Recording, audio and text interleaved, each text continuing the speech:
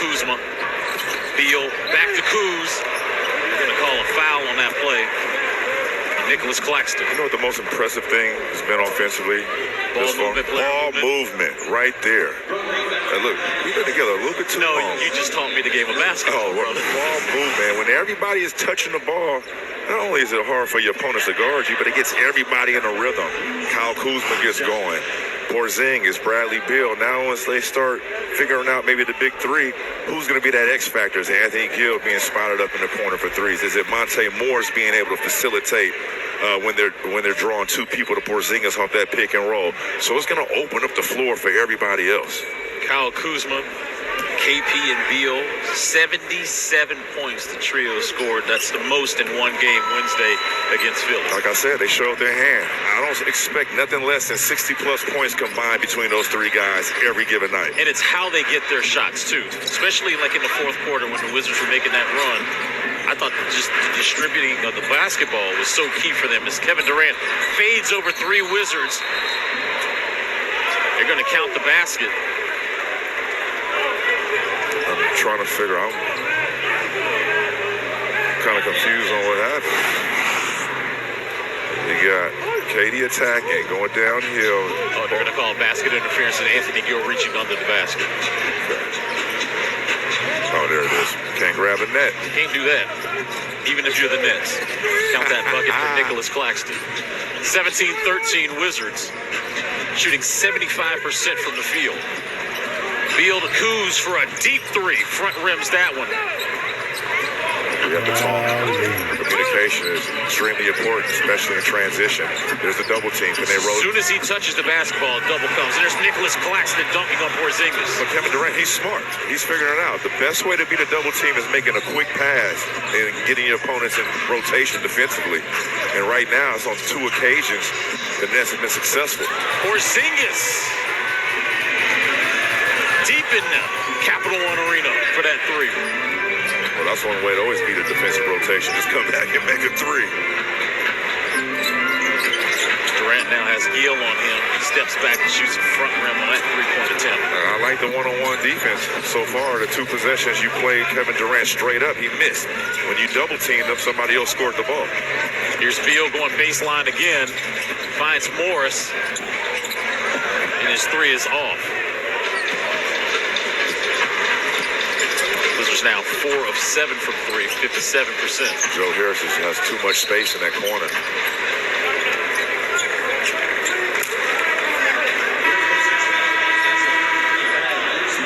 Kyle Kuzma called for the foul. So the first subs tonight will be Denny Avdia and Will Barton coming in for the Wizards. Well, now when you talk about that second unit, what is their job? Priority number one is try to keep the lead and extend the lead. There can't be any setbacks, defensively or offensively. You have to be engaged and ready to go, locked in right off the bat. But O'Neal, somebody's going to have to get to him already. 10 points in the first 6 minutes. 3 or 4 from the field. He's hit both of his three-pointers, and Wes Unseld is going to call time. Washington up 5 with 5:48 remaining here in the first quarter. But if I had to guess, Gill is going to get a stand. He's going to get a standing no. But you have to feel all type of nerves as Porzingis goes up for a quick jackhammer. You have to, all the anticipation, this build-up for Gilbert Arenas to be in this building for the first time. I mean, this is a big deal. And one thing that Mr. Leonsis said was, Enzo Ferrari had a hell of a quote. He said, everything in that rearview mirror, they took it off the Ferrari for a reason, because what's in the past is the past. So that was a hell of a quote from Enzo Ferrari, translated from Mr. Leonsis, talking about the Gilbert Arenas situation. Kevin Durant going baseline, getting a hoop and harm. I talked to Gill in Las Vegas this summer during the Summer League, and I told him, I said, it's time to come home. It's time. So I'm glad all parties have come together and will accept Gilbert coming back to Capital One Arena. Kevin Durant has made 45 straight free throws. His career record is 52, Drew, in a row set back in 2010. I just gave him the announcer jinx. This is the ultimate jinx. If you make him miss right here, I'm going to crown you, Sam. Look, 45 in a row. Oh, and he's talking. Make it 46. You tried. I did. Durant Durant now. You're good, but not that good. Exactly. We got a 1-point game here. Wizards under 5 here in the first quarter.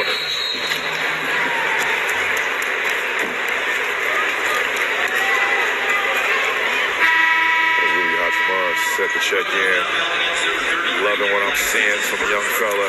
Most consistent bench player. Accepting his role. You know how hard it is for guys, especially in a contract year. This is a big year for Rui. I keep mentioning it every night to remind everybody. But taking a lesser role can be huge, not only for Rui, but the team going forward, being the sixth man. I mean, just the makeup of this team. And I honestly believe if he ever took that next step defensively, then you could start talking about him not being a sixth man and having to put him on guys like Kevin Durant, where it would force him to be a starter. Offensive putback there by Kristaps Porzingis. Cam Thomas is in now for the Brooklyn Nets, as well as a former friend. Markieff Morris is in the game. He didn't play Tuesday when the Nets lost to the Chicago Bulls. Rebound by Hachimura. Jayhawks all in the building. Markieff Morris and his brother.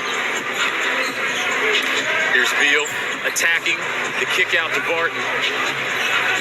Barton has the matchup that he wants. The set back corner three. Rebound Nets. Porzingis with the first 7 points for the Wizards in this game. Here's Denny guarding KD.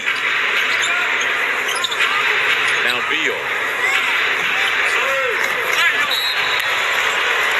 Ball will stay here. 14 on the shot clock. 3 Wizards were going for that rebound. Yeah, I like the tenacity of all those guys in a 1-2, want to get the rebound, but as you can see, there's no white jerseys around them to even attack. That's not even attacking the offensive glass. So just take your time if you're the Wizards. Put a body on a guy, go rebound, talk it out. It's like a fly ball in baseball. You're going to have to call that rebound out and get guys out the way. Nicholas Claxton. Makes it down 24-23 Brooklyn.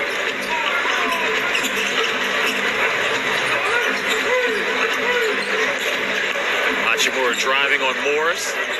He gets that to go down. Great move. I love the aggressiveness of Rui. Just going downhill, putting his head down and getting that body bump to create space because he can finish and has gotten a lot better finishing at the rim.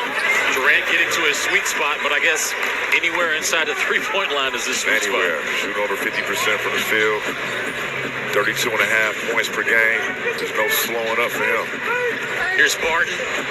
There's a block there by Claxton. The ball goes off. Cam Thomas goes out of bounds. Wizards will have it. And that's where I talked about the keys, Drew's clues to victory of attacking that rim strong, be able to finish because Claxton and Kevin Durant are blocking shots at a high clip. Brooklyn #1 in the NBA at block shots. There's Barton off the KP screen. Denny. Rebound Morris. Ahead to Durant. The Euro step to Markieff Morris. His three is good. And that's what Markieff is going to do throughout his entire career, stretching as a stretch 4, stretch 5, call it what you want to, but he can definitely hit that shot, and you're going to have to respect it. Let's check in with Chase Hughes with more on Markieff Morris Sr. Yeah, guys, I went to Net Shoot-Around this morning to catch up with Markieff Morris, and I asked him, what do you remember most about playing with Bradley Beal, and what fans maybe don't know about him? And Keith said he was always struck by how relentless a competitor Beal was, and that during those years that he played a full 82 games, it wasn't as easy as he made it look. Beal toughed out a few injuries just to get on the court every night. Keith also played with Kyle Kuzma, by the way. The two won a championship with the Lakers in 2020. Chris? Chase, thank you. Nets first lead since 4-3. Keith was a tough one for us, too, now. Don't get it twisted. I thought he was going to say playing with Drew Gooden for half the season. There's a double team on KD. Cam Thomas attacking Daniel Gafford. Cam Thomas is a bucket, ladies and gentlemen, from the 7-5-7. Stay tuned for more NBA action right here on the channel. Let me know which game you're looking forward to seeing tonight. Like and subscribe.